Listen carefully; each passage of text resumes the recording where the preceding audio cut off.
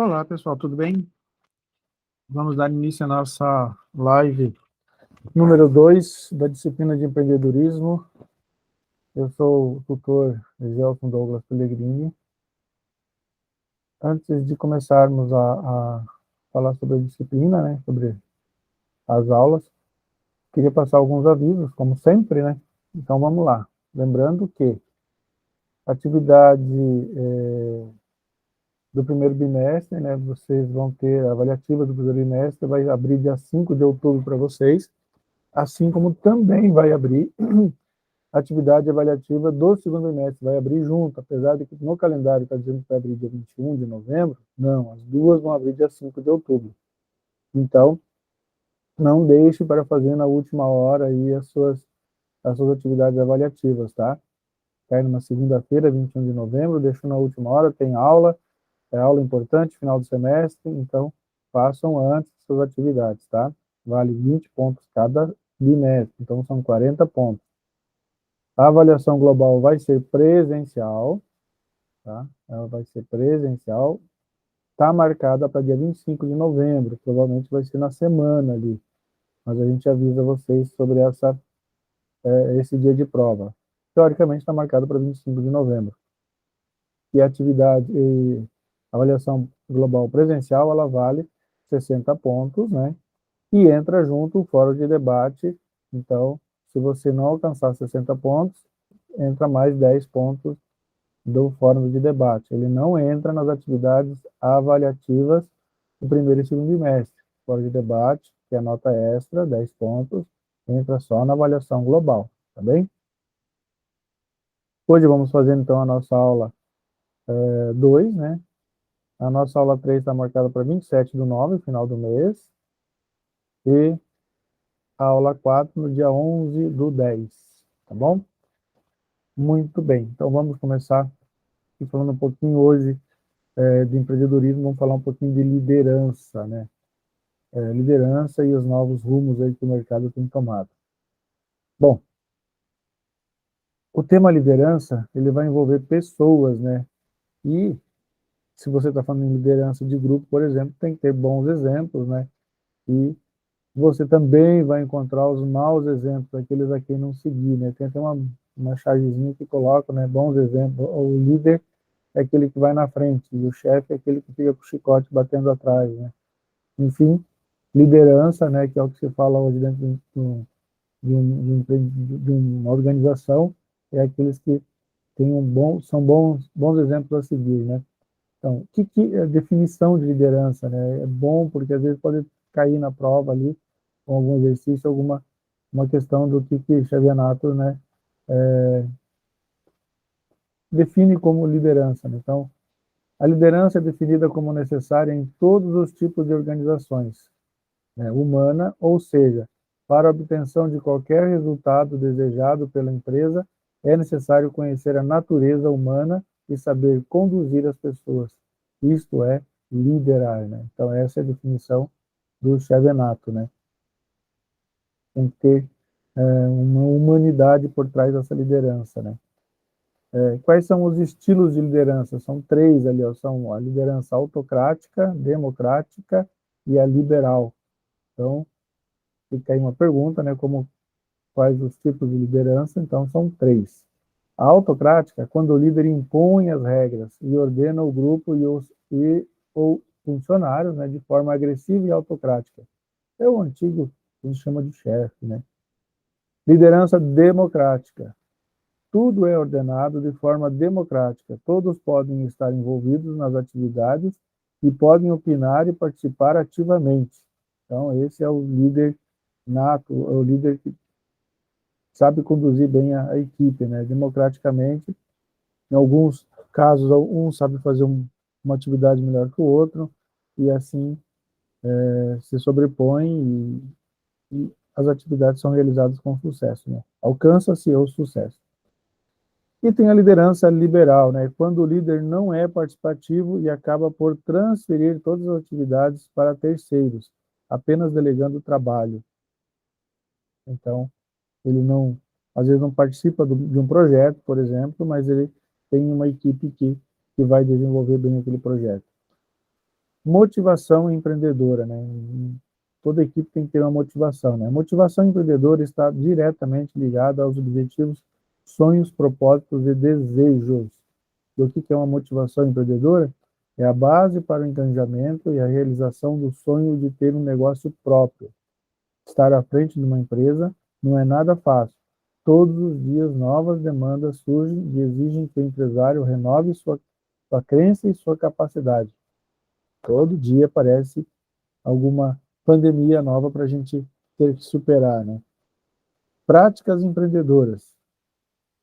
Mas o que é empreendedorismo na prática, né? Veja que nós estamos falando só do empreendedorismo, a gente não falou do intraempreendedorismo, que é aquele empreendedor que trabalha dentro da organização. Estamos falando do empreendedorismo ainda, né? O chefe, o dono de uma organização. Vivemos em um momento de mudanças e evoluções, né? Podemos utilizar o exemplo do Uber como uma prática inovadora do empreendedorismo. Uma empresa de transporte que não oferece carros nem motoristas, mas oportunidade de corridas de forma prática e facilita via celular, via app, né?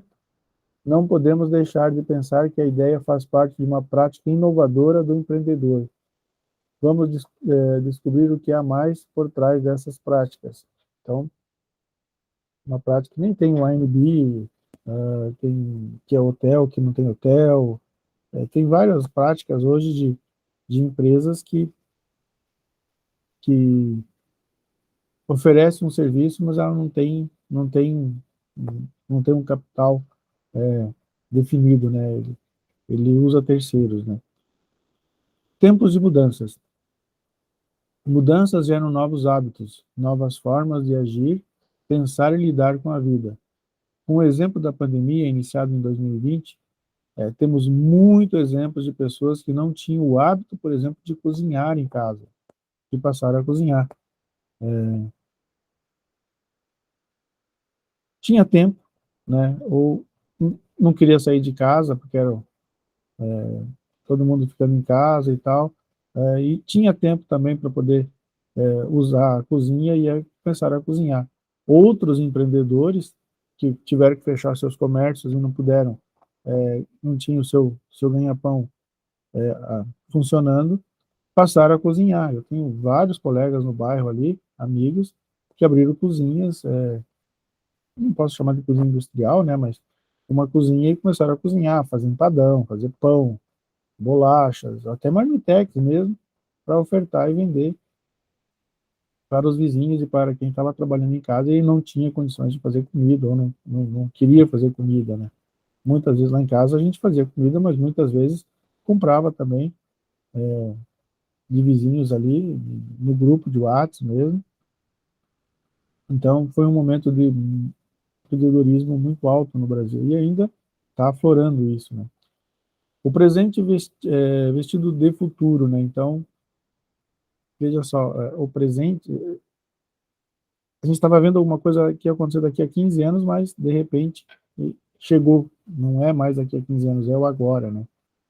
Então, situações que imaginávamos anos à frente, né, tivemos consultas médicas online, por exemplo, que era aquela coisa que estava aparecendo no desenho dos Jetstones lá, né?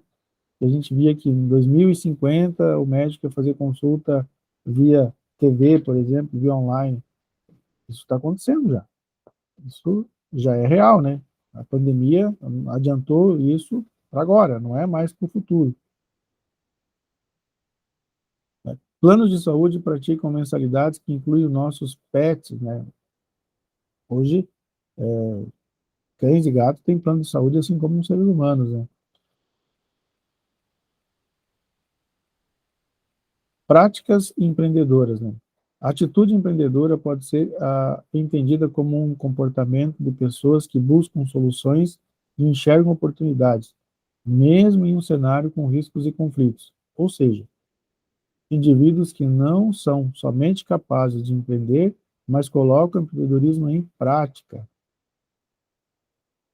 Tem gente que nasceu para ser empreendedor, né, que consegue, qualquer coisa que coloque na mão, ele consegue vender, consegue gerar essa máquina, fazer ela produzir, né? Ações inovadoras e parcerias estratégicas, né? Redes, atividades colaborativas entre empresas e instituições. Muitas vezes o mercado sofre algumas alterações que precisam ser unidas ou modificadas ou alteradas, né? Então, em épocas de crise, principalmente, né? Aliás, estamos vivendo uma época bem complicada pós-pandemia, se é que se pode chamar de pós-pandemia, mas também em guerra na Europa, que está se transformando, a Europa está sofrendo uma alteração muito grande. Isso significa que, para nós que estamos aqui do outro lado do oceano, vendo, vamos, entre aspas, né, vendo tudo isso de camarote, muitas oportunidades vão surgir, porque lá vai se transformar, vai haver muitas mudanças na Europa e oportunidades vão surgir. Então, em épocas de guerra é que tudo se transforma, né? E aí, quem tem o espírito empreendedor acaba conseguindo descobrir um pedacinho de terra para poder expor alguma mercadoria, algum produto e, quem sabe, ser um empreendedor novo aí no mercado, né?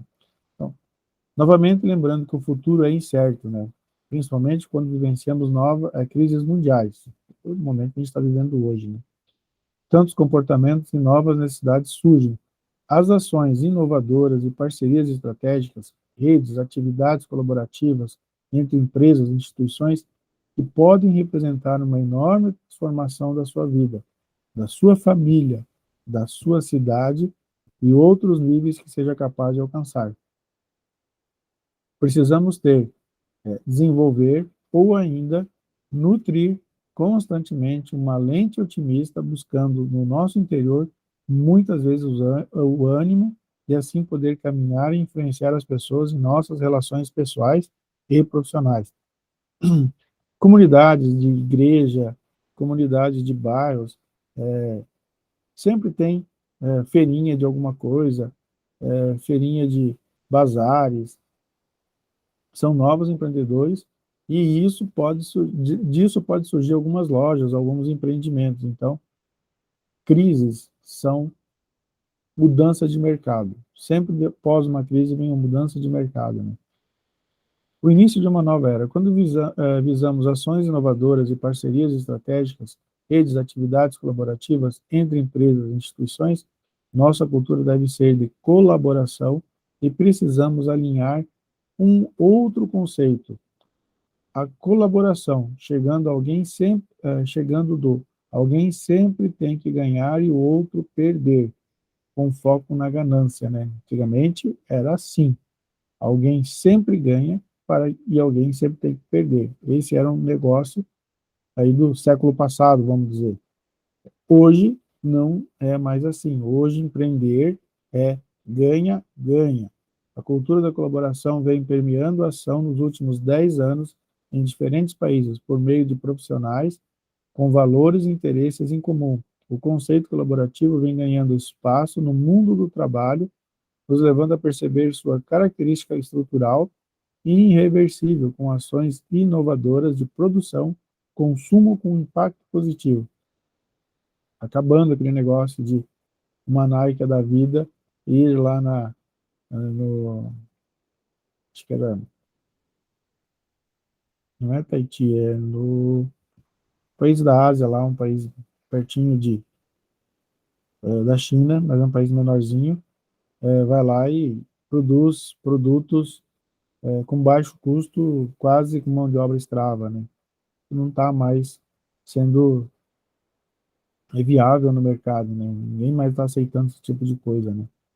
Então, surgem novas parcerias do ganha-ganha, né? Então, mesmo que você transfira o teu capital, a tua empresa, o teu produto para outro país, lá também tem que ter ganhas, né? Não é só sugar, não é só sugar o local, né? Também tem que levar benefícios, né?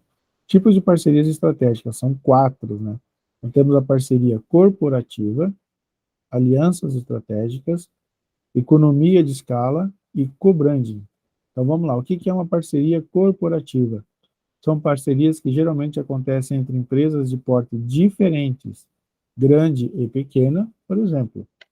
Otimizar os processos internos, geralmente uma empresa nasce dessa junção. Então, são parcerias que muitas vezes uma empresa grande e uma pequena fazem para aproveitar a logística. Ou então, uma empresa grande que acaba terceirizando e acaba surgindo uma nova empresa dentro dela, de um setor da logística, por exemplo, para beneficiar e trazer lucro para ambas agora, né? Alianças estratégicas. Acontecem, no geral, entre empresas do mesmo porte, né? Duas ou mais, que buscam um objetivo em comum. As empresas se unem com ou sem participação acionária, mas se mantêm separadas. Cada uma segue sua atividade normalmente. A união entre elas é apenas em busca de melhorias. É o que aconteceu com a Ambev, né? Apesar de que depois acabaram se unindo quase que 100% aí, né? Mas a Ambev, existia a Brahma e a Antártica, que eram as duas cervejarias aí que comandavam, vamos supor aí, 75% do mercado brasileiro, e viviam brigando entre ambas para ver qual que era a número um no Brasil, né? Tinha marketing específico, né? Cada uma delas tinha o seu foco no marketing para definir aí, o fila 1 era mais forte numa região, outra era mais forte na outra, e quando elas se uniram, imediatamente elas tiveram um crescimento aí, passaram para 80%, 85% do mercado brasileiro. Claro que tinha outras marcas por trás, né? A Skol, por exemplo, era da Antártica, se eu não me engano, mas elas passaram, além de ser agora uma única, não ter mais a briga entre elas, acabou a briga. A Antártica agora vende onde a Skol, onde a Brahma vendia mais, e a Brahma vende onde a Antártica vendia mais, sem problema algum. Agora são ambas do mesmo dono. E com isso elas passaram a ganhar mercado, não só no Brasil, como no exterior também. Hoje ela está entre as 4 maiores cervejarias do mundo. A Ambev hoje é muito forte no mundo. Economia de escala. Ocorre quando empresas parceiras se unem para criar um novo produto, geralmente visando melhoria no custo-benefício. Se aplica na produção de escala de um item. Por exemplo, a Ford e a Volkswagen, nos anos 90, né? Eu acho que ali por 91, 92, eles lançaram o Apollo. Então, a Ford lançou o Verona e a Volkswagen lançou o Apollo.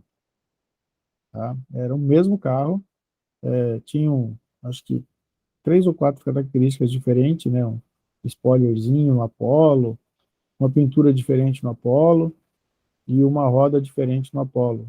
O resto era imitação do Verona da Ford. Era a mesma empresa que fabricava, só vinha com onde estava o adesivinho da Ford, passava para ter o da VW, da Volkswagen. Mesmo carro, produzido na mesma empresa, pelas mesmas pessoas, igualzinho, não tinha diferença nenhuma. Uma união entre as duas, né? Acho que era Auto Latina, se não me engano, o nome da empresa, que eles lançaram aí para fazer isso aqui. O motor era o mesmo, era tudo igual. O Verona da Ford, ele deslanchou, ele emplacou no mercado, acho que chegou até a liderar o mercado, enquanto que o Apollo da Volkswagen não, entendeu? Então, os benefícios aí no caso não tem nada a ver com a marca, teve a ver com o público mesmo, que acabou se identificando mais com o Verona do Ford e não muito com o Apollo da Volkswagen. Isso não trouxe benefício para a Volkswagen, né? E apesar de que, acho que, se eu não me engano, a venda dos dois refletia para ambos, né? Mas foi uma união que, foi um casamento que deu certo por um período, depois não rendeu filhos, vamos dizer assim, não teve frutos, né? E acabou ficando só no Verona mesmo, né? Mas a Auto Latina sempre foi uma empresa, uma montadora que sempre montava tanto os carros da Ford quanto da Volkswagen. Mas tentaram lançar um produto semelhante. Não deu muito certo, quer dizer, deu em partes, né, mas depois não, no futuro não.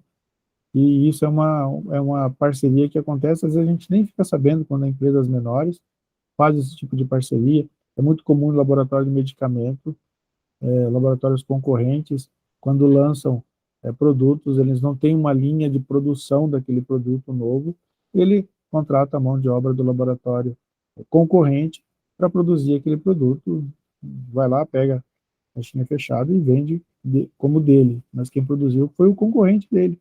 Muito comum isso acontecer em vários produtos no mercado, entendeu? Faz parte do ganha-ganha. Eu ganho, você também ganha. Eu estou pagando para você produzir. Então, esse é o ganha-ganha. Não tem mais aquele negócio, não vou não deixar meu concorrente saber como é que faz. Ele sabe, entendeu? Ele faz igual, só que ele faz o produto dele. Então, por que que eu não vou contratar ele para fazer um serviço para mim, né? E tem a estratégia de marketing, né, que é a junção de duas ou mais marcas em busca de promoção de um produto ou item, atendendo a algumas necessidades de mercado, ou em busca de um objetivo em comum, como o aumento de valor do item ou das marcas no mercado. Em 1986, quando assumiu o José Sarney, assumiu presidente do Brasil, logo depois que o Tancredo Neves morreu, o Brasil passou por uma crise que talvez muitos não saibam nem o que é uma inflação de 60% ao mês, né? Vocês não têm nem ideia. A gente está falando, hoje gira em torno de inflação de 10% ao ano, né? E estamos até falando em deflação, né? Aliás, falar em deflação, nunca pensei que, em todos os meus anos de vida, nunca pensei que o Brasil teria uma inflação menor do que a europeia, menor do que a inflação americana, principalmente. Eles tinham lá anual de 4 a 6%, anual, 2% no ano, e nós tivemos inflação aqui de 1.000% no ano, 1.800% no ano. Nunca pensei que a gente tivesse uma inflação menor do que a americana, menor que a europeia. Mas, enfim, em 86 o Sarney assumiu e teve uma inflação muito alta, e ele lançou o Plano Cruzado, e aí começaram a ter falta de alguns produtos no mercado e tal. E um dos produtos que faltou foi o leite. Eu chamo essa estratégia de marketing diferenciada, porque assim, ó, até então a Parmalat estava no Brasil, outras empresas também, mas a Parmalat era líder, né? E ela vendia o leite em caixinha, mas ninguém comprava o leite em caixinha, porque não era uma prática. Você comprava, todo dia se comprava um pacote de leite de saquinho, que ele tem uma vida, uma validade bem curta, né? Às vezes 2 a 3 dias no máximo. Então você ia todo dia no mercado e comprava um pacotinho de leite para tomar o teu café, né? Você comprava hoje à tarde para tomar amanhã, à tarde para tomar no dia seguinte. No máximo, ele aguentava aí, comprava hoje à tarde, aguentava amanhã de manhã e depois da manhã também de manhã. No máximo, depois disso não dava mais para utilizar esse leite, né? Ele não tinha um tratamento químico ali para a validade dele ser maior. E a Parmalat lançou essa latinha, essa caixinha de leite no mercado e não vendia, porque era mais caro. Vamos supor, custava, dinheiro de hoje, custava R$ 3 o pacotinho e custava 5 ou 6 a caixinha, né? Dinheiro de hoje. Então ninguém comprava a caixinha, porque era o dobro. Quando teve a falta de mercadoria faltou tudo, entendeu? Em 86, faltava tudo. A gente falava em ágio. Você quer comprar carne, tem que pagar ágio. A carne custa R$ 10 o quilo, você tem que pagar 40. Era ágio. Tudo era em cima de ágio. E o mercado, não, mas no mercado não tinha leite de saquinho, só tinha de caixinha. Então as pessoas começaram a comprar leite de caixinha, porque não tinha mais o de saquinho. Quando o mercado voltou ao normal, né, a situação brasileira, depois do plano cruzado, ela deu uma estabilizada, parou de ter ágio, os produtos voltaram à prateleira, começou a ter, normalmente, produtos no mercado, né? Faltava tudo naquela época, tá, gente? Como se o Brasil estivesse vivendo uma guerra. Mas, em seguida, tudo normalizou e a caixinha, o saquinho de leite passou a ser reduzido. Se você tinha antes lá 1.000 pacotinhos para vender no mercado, agora tinha 100, 200 no máximo, mas tinha a caixinha de leite. E as pessoas, como tinham comprado a caixinha de leite, começaram a gostar da caixinha de leite e depois daquilo o consumo da caixinha de leite aumentou e ninguém mais foi atrás do pacotinho de leite, que tem até hoje nos mercados para vender, né? Mas não é mais uma prática que você usa. Existe até um uma vasilha de plástico específica para você colocar o teu pacotinho de leite no teu café da manhã, né? Hoje você não vê mais isso, porque todo mundo usa a caixinha de leite, né? Então, isso foi uma estratégia de marketing que a Parmalat, Batavo e outras empresas, né, elas utilizaram para vender um leite de caixinha que, para ela, é muito melhor, não tem uma validade maior, tem uma logística melhor, entendeu? Ela pode entregar 2 vezes por semana, enquanto o pacotinho de leite ela tinha que entregar todo dia, tá? Muita perca, porque o mau armazenamento furava o pacotinho, a caixinha de leite ela é melhor para logística, entendeu? Tem mais química, mas bom, as indústrias não estão muito preocupadas com isso, elas estão preocupadas com o faturamento, e aí perca, né? Apesar de que para nós também, você pode agora comprar o leite e ficar 2, 3 semanas sem comprar leite, você tem a caixinha em casa, então foi um ganha-ganha e uma estratégia de marketing que aproveitou o momento que a gente estava vivendo no Brasil para fazer uma alteração de um produto, né? Mudar um costume, né, uma cultura, e não tiver que fazer propaganda nenhuma, foi só um momento que a gente viveu ali, acho que foi uns 3 ou 4 meses de dificuldade, né, inflação extremamente alta, ágio nos produtos, essas coisas todas, e aí essas empresas utilizaram esse momento, né. Bom, redes de atividades colaborativas entre empresas e instituições. Quando pensamos em atividades colaborativas, precisamos ter clareza em relação a como acontecem o processo e as competências necessárias que estão diretamente ligadas a valores, comportamentos que indicarão se são ou não atividades colaborativas. Todas as atividades colaborativas terão um papel definido e com responsabilidade de maior ou menor impacto ao projeto. Então, compartilhar, socializar, debater, discutir são elementos chaves para o envolvimento total do grupo e caracterizar como atividade colaborativa. Ganha, ganha. Com esta definição de atividades colaborativas, elas podem ser estabelecidas em pessoas distintas, como jurídica, física ou instituições de ensino, né? Então, as jurídicas são empresas, CNPJ, né? Físicas são profissionais, empreendedores, né? São engenheiros, médicos, dentistas, fisioterapeutas, farmacêuticos, profissionais que têm uma pessoa física que tem um RG, né? Desde 2011, né? Eu já falei na aula passada, ou a pessoa física pode ter um CNPJ físico, né? Que é o EIRELI, uma empresa, né? Que não precisa entrar dentro dos impostos jurídicos, mas ela entra como pessoa física, né? E as instituições de ensino, que são escolas, faculdades, universidades, né, visando realizações de projetos para um propósito em comum, né? É outro, outro sistema de empreendedor, né? Conceito de plano de negócio, visão, network, modelo e aprendizagem. Então, vamos lá. Em se tratando de empreendedorismo e gestão de carreira, quanto mais conhecimento temos sobre estes e diversos assuntos que se interligam a eles, né, melhores e maiores são as possibilidades de escolhas e de sucesso. Pesquisa de identificação de perfil, relacionamento nas redes de network, são elementos que irão fundamentar a organização das nossas ideias. Às vezes, o tema é tão atual que há pouca literatura ou pensadores sobre determinado aspecto, que é a pós-pandemia, né, gente? Se conversa com um, fala uma coisa, conversa com outro, fala outra coisa. Uns acreditam que já acabou, outros acreditam que não acabou, outros acreditam que daqui a pouco vem outra. A gente está vivendo um mundo de incertezas, então não temos pensadores e não temos muita literatura para nos orientar de que passo seguir daqui para frente, né?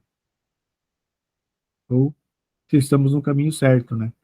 Plano de negócio. Então, quando você vai abrir um negócio, é muito importante pensar no teu plano de negócio.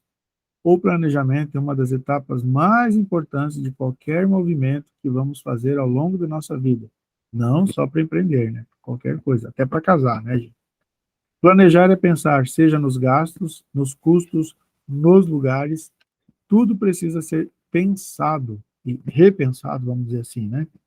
Colocando na ponta do lápis para poupar o máximo possível de falhas e perdas. O plano de negócio é o primeiro passo para o empreendedor traçar suas metas, objetivos, entender qual o mercado e onde ele irá se incluir, quem são seus clientes, seus concorrentes, né? Seus custos, qual o seu produto e como um esboço onde ele traça todas as linhas que pretende seguir no seu projeto. Mas também quem serão seus fornecedores, ó, isso é muito importante também. Do local de sua empresa, quais serão os pontos fortes e fracos do negócio, quem são seus possíveis concorrentes, ó, isso aqui é importante. O plano precisa verificar os custos envolvidos, a exemplo de infraestrutura como aluguel, equipe, luz, água, demais necessidades e o prazo de retorno do investimento. O prazo de retorno do investimento é muito importante, né? Só investir não dá, né? Então, para montar um negócio tem 8 passos. Tá? Precisamos repensar nesses 8 passos. O primeiro, deve-se entender e traçar um resumo do seu negócio. Segundo, colocar no papel quem irá empreender nesse negócio. 3. Agora é hora de descrever os dados do seu empreendimento. O 4. Próximo passo será descrever a missão do seu empreendimento. Quinto, definir em qual ou quais setores sua empresa irá atuar. Sexto, definir a forma jurídica de negócio, né? Se MEI, EIRELI, o que ela vai, como que será o seu negócio, né? 7, é necessário definir o capital social da sua empresa, quanto você vai investir. E, por fim, o 8, que deve descrever quais serão suas fontes de recursos, de onde você vai captar esses recursos. Você tem dinheiro investido para aplicar, ou ela vem de sócios, né?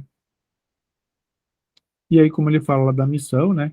Então, é importante você ter dentro da organização a missão, visão, missão e valores. Então, a visão demonstra os objetivos e nos motiva a continuar trabalhando mesmo diante de incertezas ou dificuldades. Missão diz respeito ao que cumpriremos, está diretamente relacionada a uma obrigação assumida por vontade ou escolha própria. E valores dizem respeito ao que importa e fundamentam o negócio. Por exemplo, foco no cliente, colaboração ou confiança. Esses 3 princípios são comunicados e são elementos de identificação a todas as pessoas envolvidas, sejam internas ou externas. E aí, tem algo que faz parte, começou no final do século passado, mas é muito importante aqui a gente definir aqui como startups, né?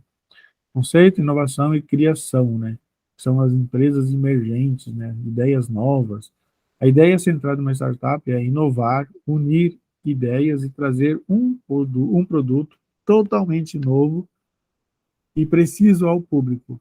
Alguns irão dizer que toda empresa que inicia uma startup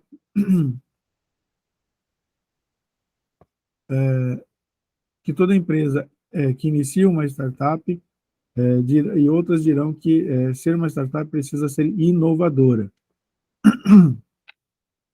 com custos enxutos e outras características, né? Startup é toda empresa que vem com um filão novo de mercado, né? Se eu abrir uma loja de sapato, ela não posso considerar uma startup, porque ela não é uma ideia inovadora. A loja de sapato já existe há muito tempo, a não ser que você venha uma ideia nova de loja de sapato, né? O mundo do trabalho acompanha, se adapta e se reinventa diante das necessidades emergentes. Faz todo sentido ampliarmos para os negócios e olharmos a questão das condições que podem ser favoráveis ou não, bem como as oportunidades que podem surgir diante dessas condições. Então, características das startups.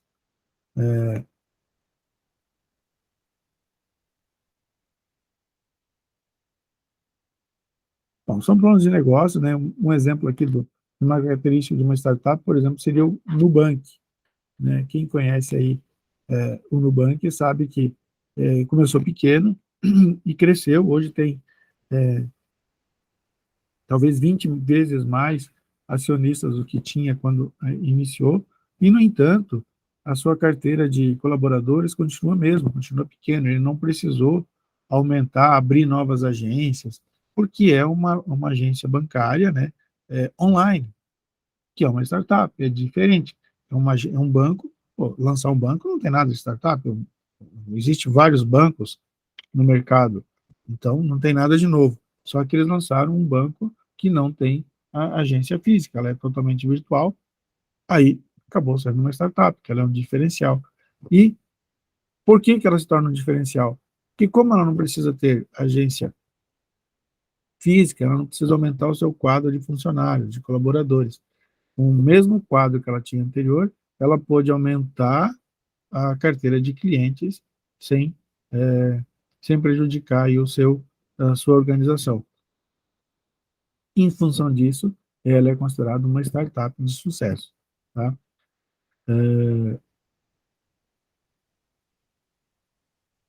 Existe aqui algumas, aqui, precisamos entender também que o termo startup não define diretamente o que são todos os seus tipos.